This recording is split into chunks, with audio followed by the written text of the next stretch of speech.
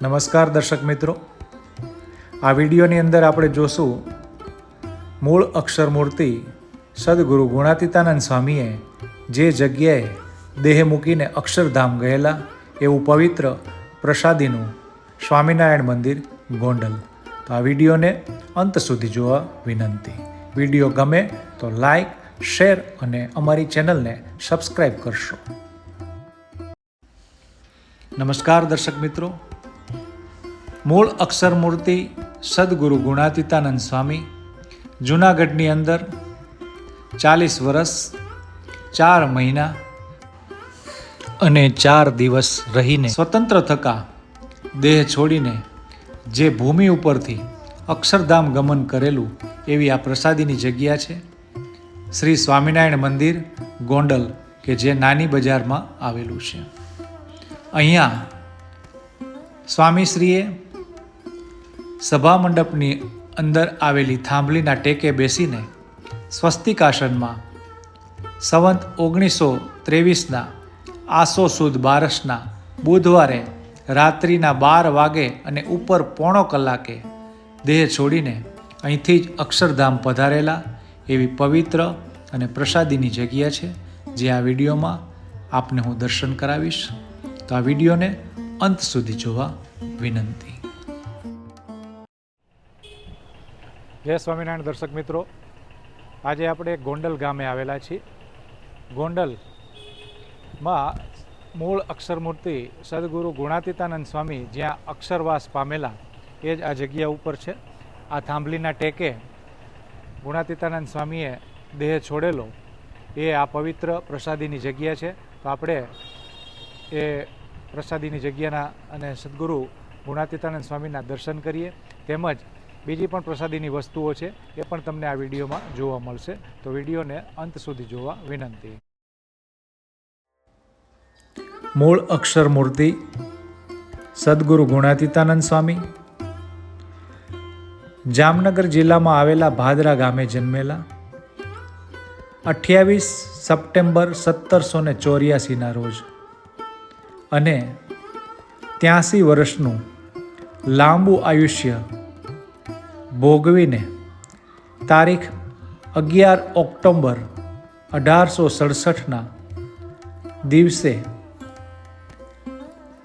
ગોંડલ મુકામે પોતે સ્વતંત્ર થકા દેહ મૂકીને આ અક્ષરદેરીમાંથી જ થાંભલીના ટેકે બેસીને અક્ષરધામ પધારેલા. હવે આપણે મંદિર પરિસરની અંદર આવેલ પ્રસાદીની વસ્તુઓના દર્શન કરીશું.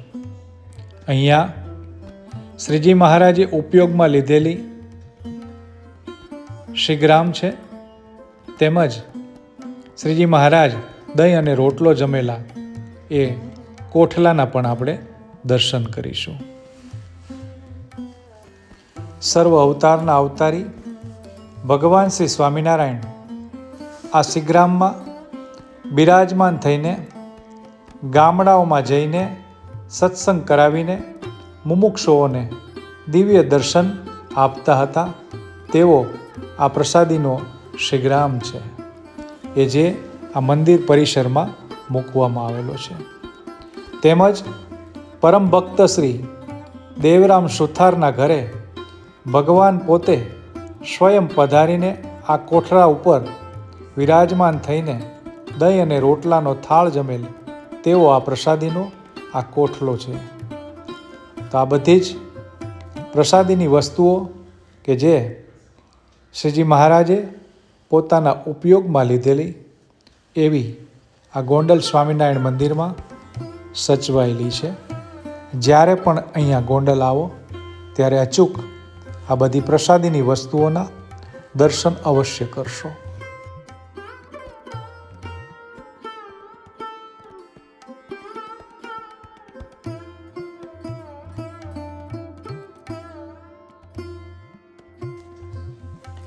હવે જે પેલેસ દેખાઈ રહ્યો છે એ છે નવલખા પેલેસ ગોંડલ.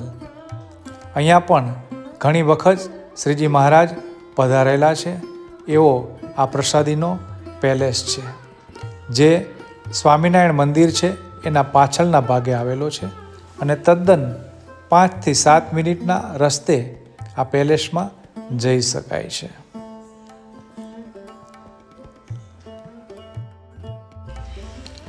સ્વામિનારાયણ મંદિર ગોંડલ એક એવું પ્રસાદીનું સ્થાન છે. સોરઠની પંચતીર્થીમાં સૌ પ્રથમ ગોંડલથી શરૂઆત થાય છે. ગોંડલ એ સોરઠનું પ્રવેશ દ્વાર છે. અહીંથી જ પછી તમે સોરઠ દેશમાં પ્રવેશ કરો છો અને જ્યાં શ્રીજી મહારાજે સોરઠની અંદર વિચરણ કરેલું એવું જેતપુર, ગાદીસ્થાન, ફરેણી, મહામંત્ર સ્થાન, કાલવાણી કે જ્યાં મુક્તાનંદ સ્વામીએ આરતી ઉતારેલી મહારાજની, પંચાળા, પીપલાણા, આખા, અગતરાય, મેઘપુર જેવા પ્રાસાદિક સ્થાનો સોરઠ દેશમાં આવેલા છે, જેની શરૂઆત ગોંડલથી થાય છે. જ્યારે પણ ગોંડલ પધારો ત્યારે અચૂક દર્શન કરવા આવશો. હવે પછી આપણે ગોંડલમાં આવેલ ભુવનેશ્વરી પીઠના પણ દર્શન કરશું, તો વિડીયોમાં જોડાયેલા રહેશો. નમસ્કાર દર્શક મિત્રો, આજથી 78 વર્ષ પહેલાં ગોંડલના રાજવેદ એવા શ્રી ચરણ તીર્થજી મહારાજે આ ભુવનેશ્વરી પીઠની સ્થાપના કરેલી. જ્યારે ગોંડલ આવો ત્યારે અવશ્ય આ ભુવનેશ્વરી પીઠના દર્શન કરવા પધારશો.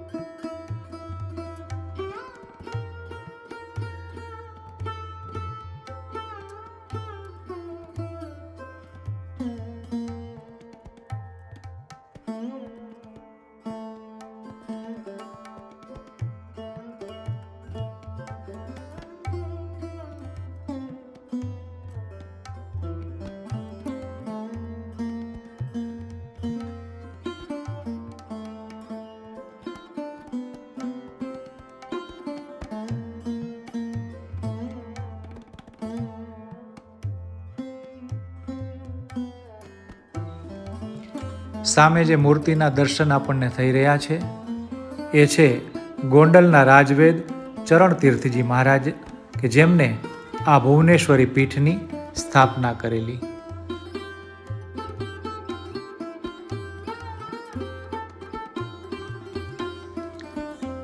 ભગવાન વેદ વ્યાસના પણ આપણને દર્શન થઈ રહ્યા છે. બાજુમાં નવગ્રહની પણ મૂર્તિ સ્થાપન કરવામાં આવેલી છે, એના પણ આપણને દર્શન થઈ રહ્યા છે.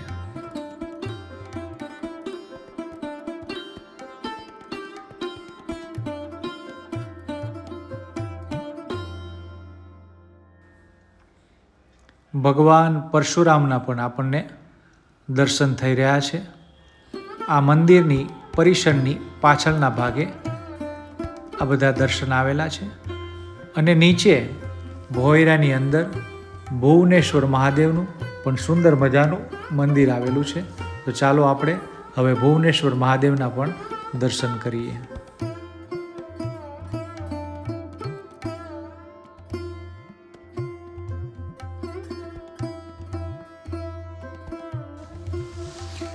ભોલે તેરી જટા મેં બહેતી હૈ ગંગધારા, એવું આ સુંદર મજાનું શિવલિંગ, સુંદર મજાની વાતાવરણ છે અહીંયા અને અનોખી શાંતિનો અનુભવ થાય છે. જ્યારે પણ ગોંડલ આવો ત્યારે અવશ્ય આ ભુવનેશ્વરી પીઠના દર્શન કરવા આવશો અને મહાદેવજીના પણ દર્શન અવશ્ય કરવા આવશો.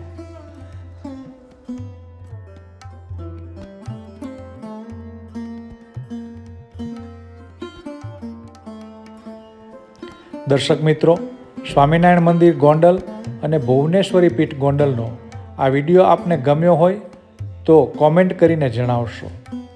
વિડીયોને લાઈક કરશો, મિત્રોની અંદર અને ગ્રુપમાં શેર કરશો. અમારી ચેનલ ઉપર આપ નવા હો તો અમારી ચેનલને સબસ્ક્રાઈબ કરશો. વધુ કોઈ એવા પ્રાસાદિક સ્થાને મળશું. વિડીયો જોવા માટે આપ દર્શક મિત્રોનો ખૂબ ખૂબ આભાર. કલ્પેશ ગઢવીના નમસ્કાર.